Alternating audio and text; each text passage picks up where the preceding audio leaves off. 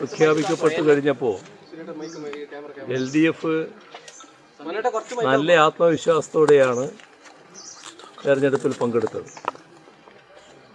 ഇപ്പോൾ ഇന്നത്തോടെ രണ്ട് ഭാഗത്തെയും, കേരളത്തെ രണ്ട് ഭാഗമാക്കിയിട്ടാണല്ലോ തെരഞ്ഞെടുപ്പ് നടന്നത്, രണ്ട് ഭാഗത്തെയും തെരഞ്ഞെടുപ്പ് പൂർത്തിയാവുകയാണ്. തെരഞ്ഞെടുപ്പ് പ്രവർത്തനങ്ങളിൽ കണ്ട അനുഭവം LDFന് വലിയ തോതിലുള്ള പിന്തുണ ജനങ്ങളിൽ നിന്ന് ലഭിക്കുന്നുവെന്നാണ്. അത് ഈ തെരഞ്ഞെടുപ്പ് ചരിത്ര വിജയം LDFന് സമ്മാനിക്കും എന്ന പ്രതീക്ഷയാണ് നൽകുന്നത്.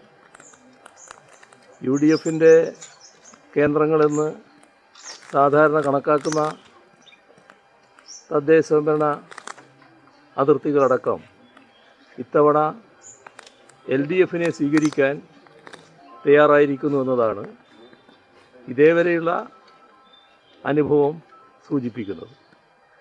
അപ്പോൾ മികവാർന്ന വിജയത്തിലേക്ക് LDF കുതിക്കുന്ന കാഴ്ചയായിരിക്കും ഈ തെരഞ്ഞെടുപ്പിൽ ഉണ്ടാവുക.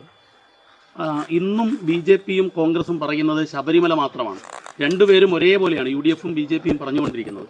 ഇത് തെരഞ്ഞെടുപ്പിൽ ഏതെങ്കിലും രീതിയിൽ ഏശാൻ സാധ്യതയുണ്ട്? ഇതൊന്നും ഒരു തരത്തിലും ഏശുന്നൊരു കാര്യമല്ല.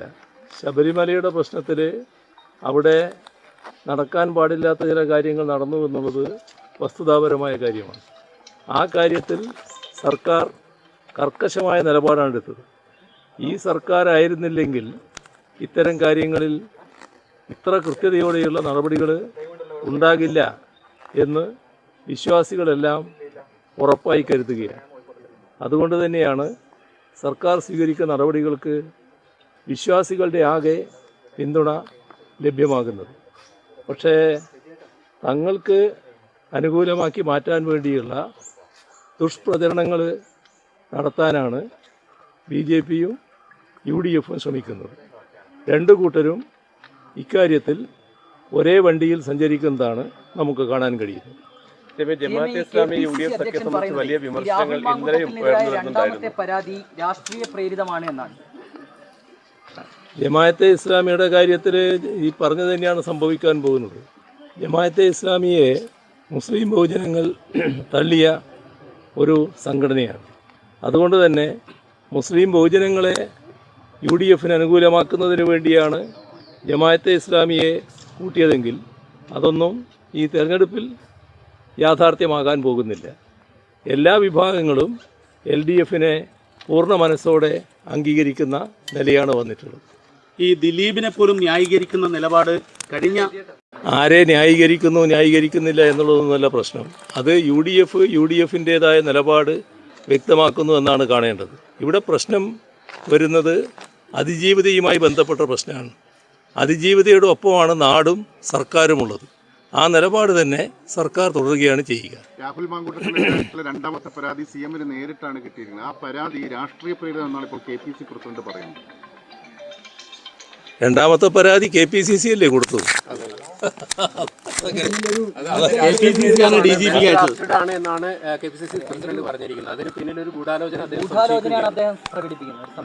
ഓഹോ, ഇന്ന് തെരഞ്ഞെടുപ്പ് ദിവസം അദ്ദേഹത്തിന്റെ പ്രസ്താവന. അതൊക്കെ ഇവിടെ കാണേണ്ട ഒരു കാര്യം, ഈ പറയുന്ന കോൺഗ്രസ്സിലെ പരസ്യമായി പറയാൻ പറ്റുന്നൊരു കാര്യമല്ല, എങ്കിലും നിങ്ങൾ ചോദിച്ചുകൊണ്ട് പറയാതിരിക്കാനും പറ്റുന്നില്ല. ഈ പറയുന്ന സ്ത്രീലമ്പടന്മാർ എന്താണ് കാട്ടിക്കൂട്ടുന്നത്? നിങ്ങൾ വന്ന തെളിവുകളും ഇതിന് ഇരയായ ആളുകൾ പ്രകടിപ്പിച്ച ആശങ്കകളും പരിശോധിച്ചാൽ കാണാൻ കഴിയുന്നത് എന്താണ്? എന്തുകൊണ്ടാണ് അവർ തെളിവുമായിട്ട് മുന്നോട്ട് വരാൻ ഇതേവരെ തയ്യാറാകാതിരുന്നത്? ആ കാര്യങ്ങൾ നമ്മൾ ഗൗരവമായി കാണേണ്ട ഒരു കാര്യമാണ്.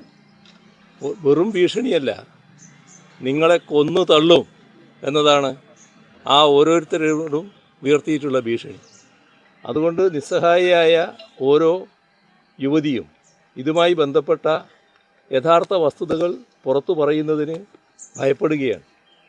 അതുമായി ബന്ധപ്പെട്ട് മറ്റ് നടപടികളിലേക്ക് പോയാൽ തൻ്റെ ജീവൻ അപകടത്തിലാകുമെന്നാണ് കണക്കാക്കുന്നത്.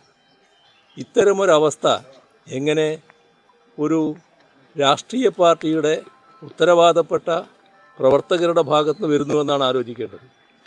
ഇതുമായി ബന്ധപ്പെട്ട് നിരവധിയായ പ്രശ്നങ്ങളാണ് ഉയർന്നു വന്നുകൊണ്ടിരിക്കുന്നതെന്ന് കാണണം. ഇപ്പോൾ വന്നതിനേക്കാളും അപ്പുറത്തുള്ള കാര്യങ്ങളും ചിലപ്പോൾ വന്നേക്കാം എന്നതും നാം കാണേണ്ടതായിട്ടുണ്ട്. അങ്ങനെയുള്ള ഒരു ക്രിമിനൽ സംഘം, യഥാർത്ഥ ലൈംഗിക വൈകൃത കുറ്റവാളികൾ, അവർ നാടിന് മുന്നിൽ വന്ന് വെൽ ഡ്രാഫ്റ്റഡ് എന്നൊക്കെ പറഞ്ഞുകൊണ്ട് ന്യായീകരിക്കാൻ ശ്രമിച്ചാൽ അതൊന്നും പൊതുസമൂഹം അംഗീകരിക്കില്ല എന്നവർ കണ്ടോളണം. ഇത് തെരഞ്ഞെടുപ്പ് വിഷയമാകുമോ?